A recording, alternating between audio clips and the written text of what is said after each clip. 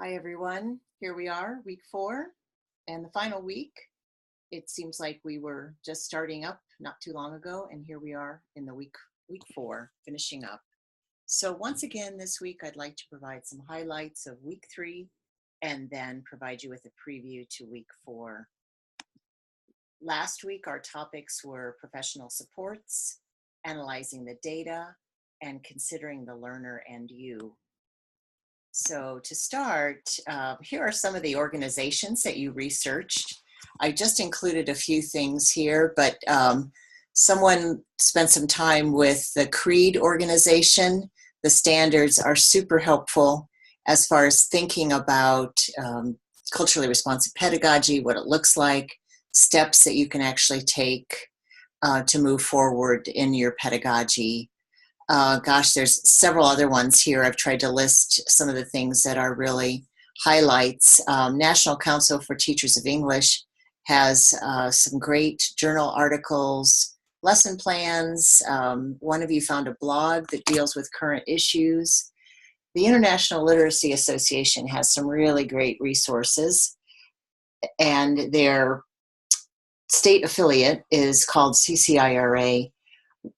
There's a website called Read, Write, Think that is really a collaboration between National Council of Teachers of English and International Literacy Association, and that has some great lesson plans. You may find that you don't follow them explicitly, but they will prompt some really good ideas for you around literacy and content.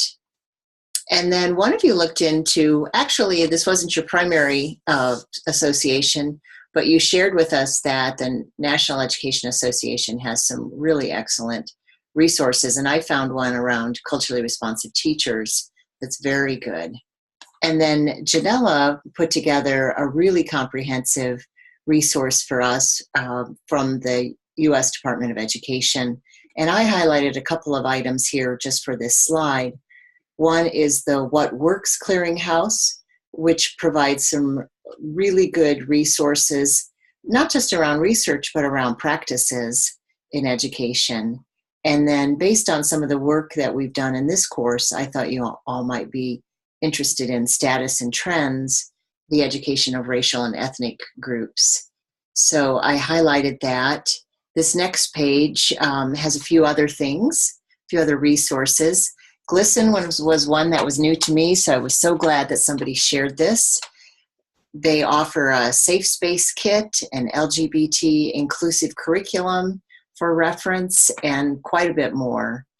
The National Association for Bilingual Education has a Colorado affiliate known as CABE instead of NABE, and there are some great resources on the website, but also at the conference. One of you highlighted the Southern Poverty Law Center.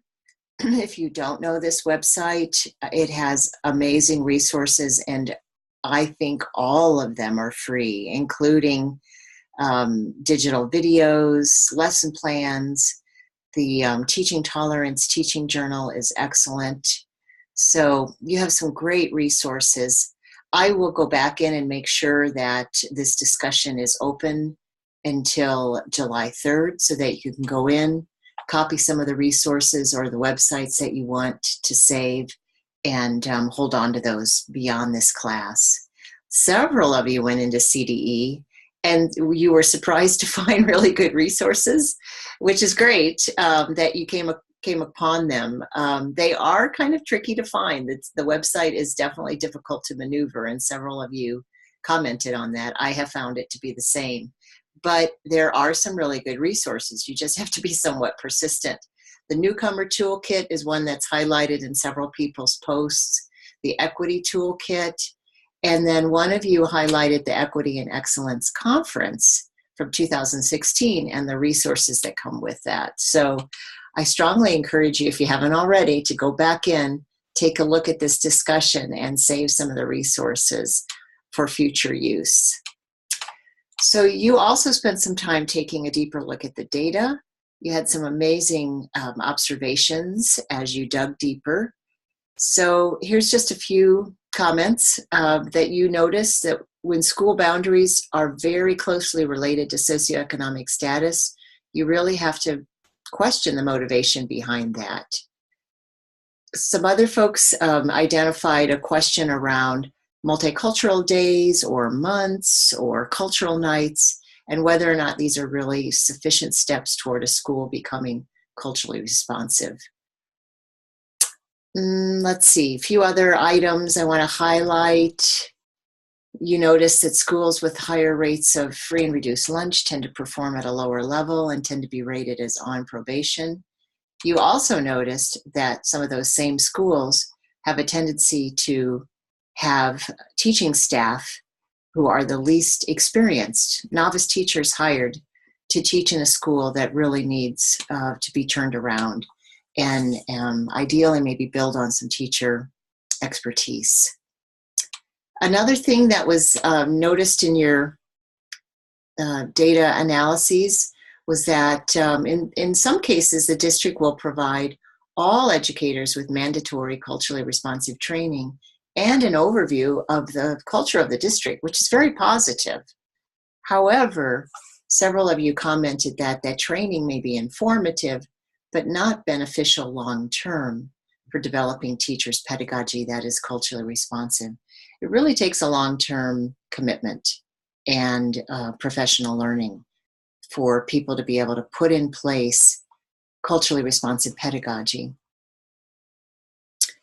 Then you also spent some time reading some pretty candid, pretty tough articles that got us all thinking about who we are, what our culture is, what our biases are, what our prejudices are, how we were raised, lots of things to consider, how we can be a part of the solution.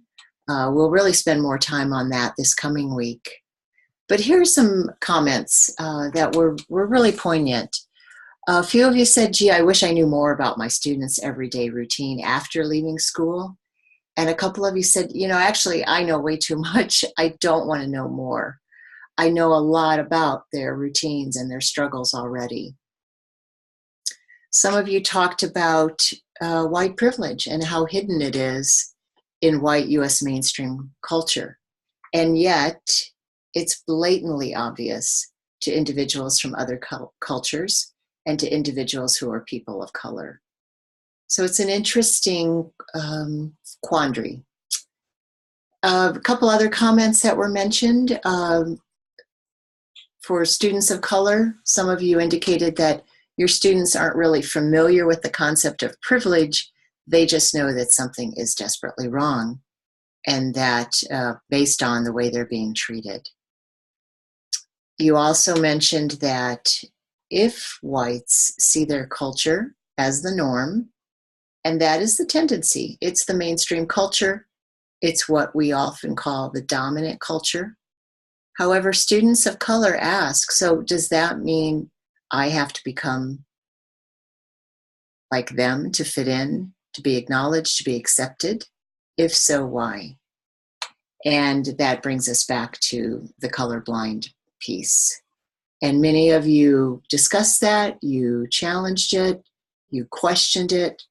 And what I can say to you is you have started or continued on this journey. The big question for you will be, how do you move forward? For some of you, you know this all too well. You've lived it. For some of you, you're pretty far along in your self-examination. And for others of you, this may be very new. So the big question becomes, what do you do with that awareness and how do you take action? So part of the intention around what we're doing during week 4 is to support that transition and your future action. So here we are looking at week 4, considering teachers who are committed to culturally responsive pedagogy and what they're actually doing in their classroom.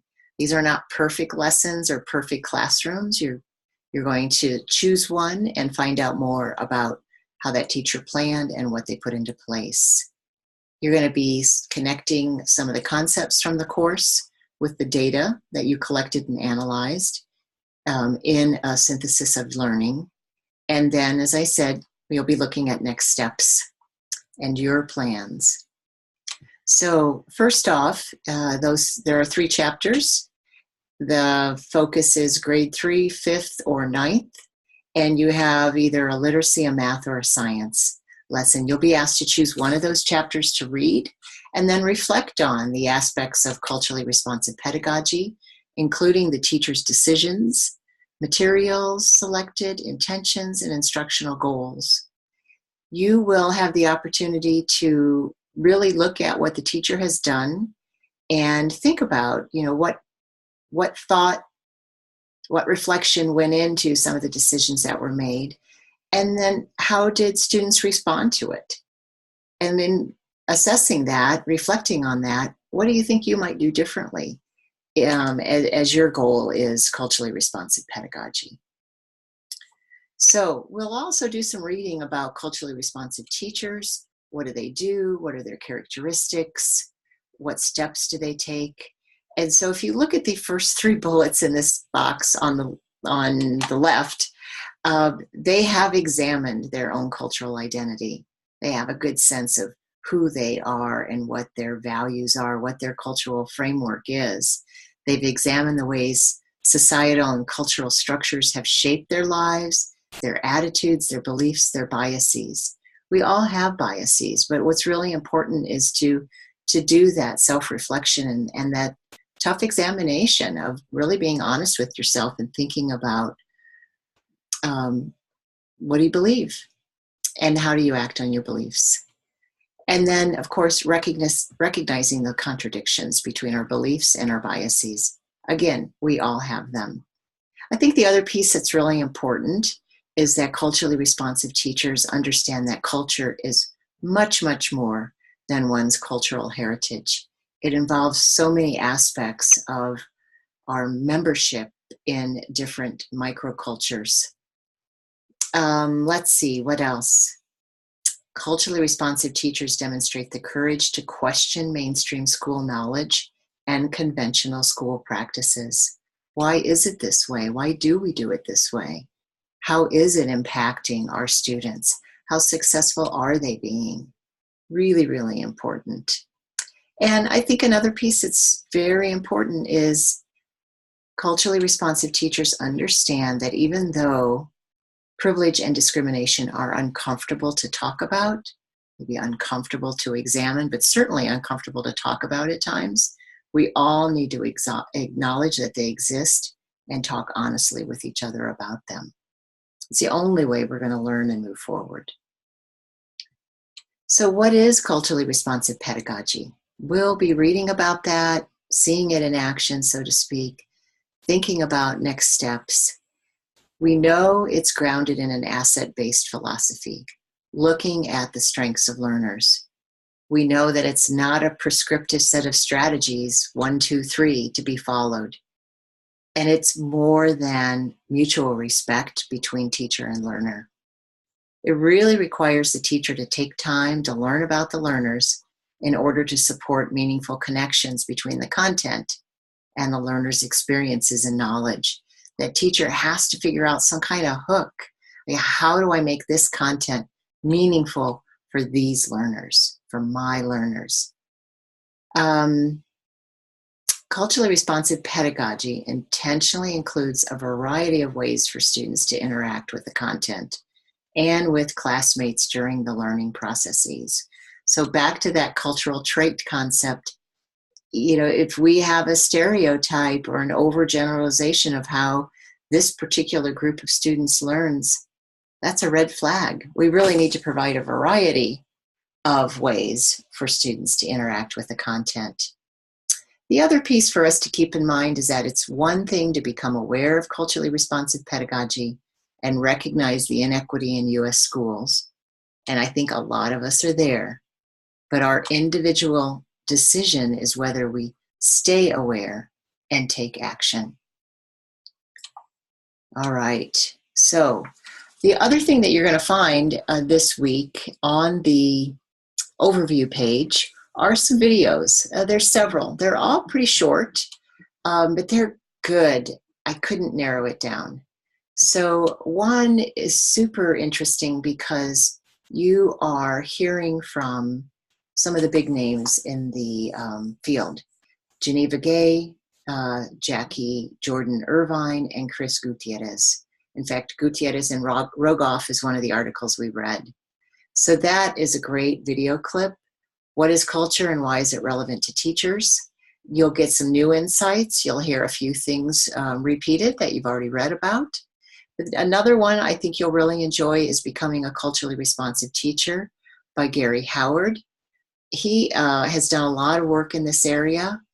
He's white, middle class, and really gone through a lot of the self-examination, a lot of reading, and he speaks pretty candidly. So my hope is that you will find him to be an interesting and a useful resource. So the next piece for week 4 is really what is your takeaway learning from this course? What is your so what? We've been through a lot. We've done a lot of examining and thinking. You've gone into contexts that are meaningful for you and done some research. Now what? And what is meaningful for you? What role does culture play in schools? What role does it play in classrooms? What role does it play in your classroom? How do power, privilege, and social systems influence what occurs in schools? And how do these factors impact you and the learners in your classroom? When culturally responsive pedagogy is the goal, how does instruction change? How does it look different? And in what ways can you and will you become part of the solution? It was going to look different for each of us. It's going to look different in the various contexts where you are. But it's really now going to be up to you to move forward and take action on this awareness and on your new learnings. So I told you would be coming back to this. What is your definition of culture? Narrow down your ideas and your rationale. You will be asked to share this definition this week.